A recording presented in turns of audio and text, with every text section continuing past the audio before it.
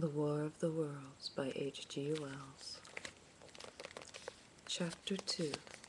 The Landing of the Martians.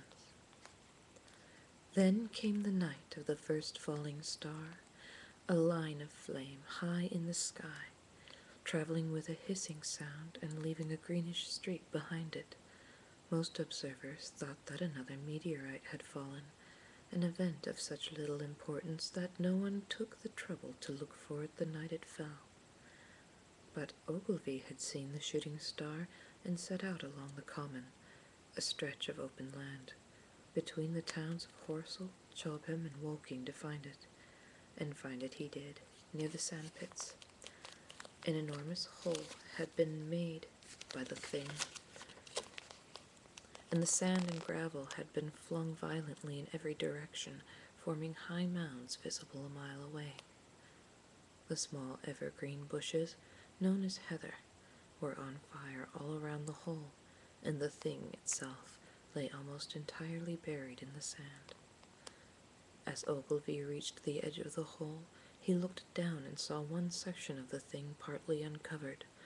It seemed to be a huge cylinder, about 90 feet in diameter, and was caked over by a thick gray crust. Since it was still extremely hot from its flight, Ogilvy was unable to get close enough to examine it. As he stood on the edge of the pit at sunrise, the sounds of faint movements came from inside the cylinder. "An unequal cooling of the surface," muttered Ogilvy, never dreaming that the thing might be hollow.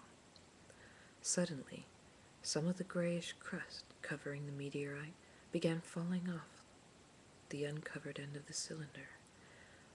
Ogilvy was disturbed.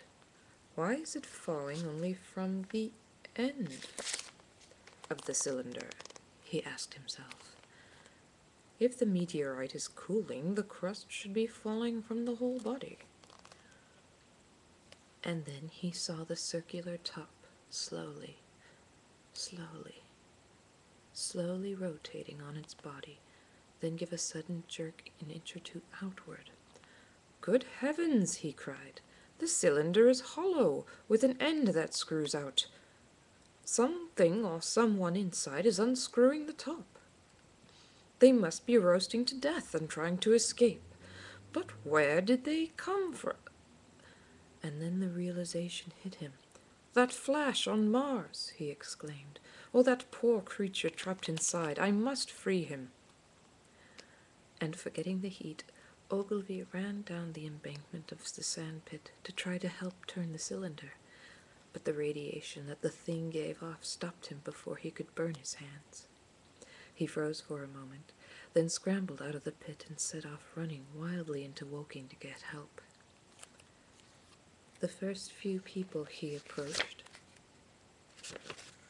at 6 o'clock that morning thought him a raving lunatic and hurried on their way. Finding himself at the home of Henderson, the London newspaper man, and seeing him in the garden, Ogilvy ran up to him. "Henderson," he shouted, "did you see that shooting star last night? It's out on Horsell Common." "Good Lord," cried Henderson. "A fallen meteorite. That would make a good story."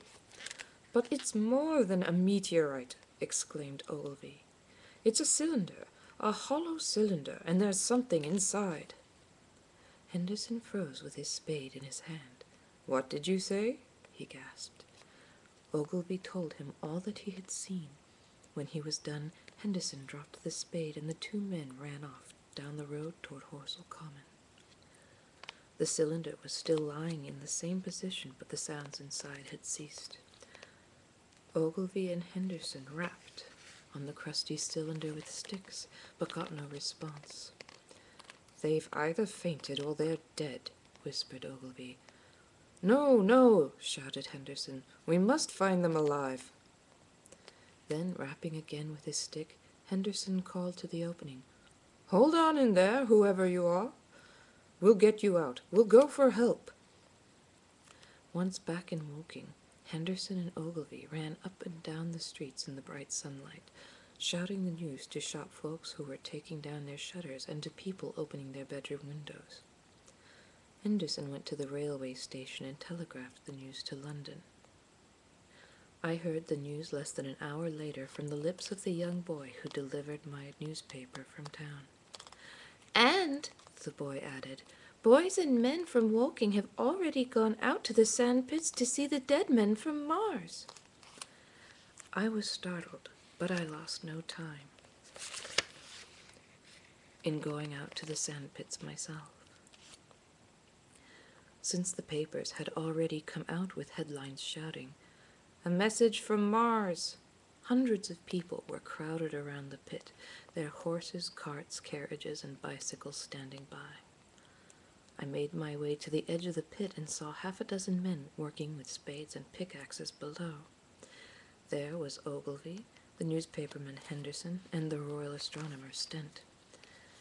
Stent was standing on the cylinder, his face steaming with perspiration, as he gave directions to the workmen who were busy uncovering much of the cylinder. "Hello there, Wells," called Ogilvy when he spied me at the edge of the crowd. "We've been hearing faint movements inside, but my workmen can't get a grip on the top to unscrew it.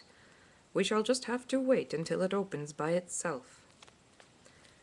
Feeling somewhat disappointed,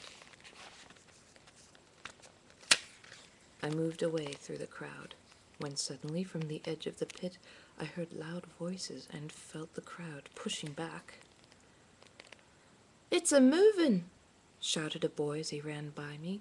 "It's a screwin' and a screwin' out. I don't like it one bit. I'm going home, I am." When I reached the edge, I heard a peculiar humming coming from the thing, and I saw the end of the cylinder being unscrewed automatically from within.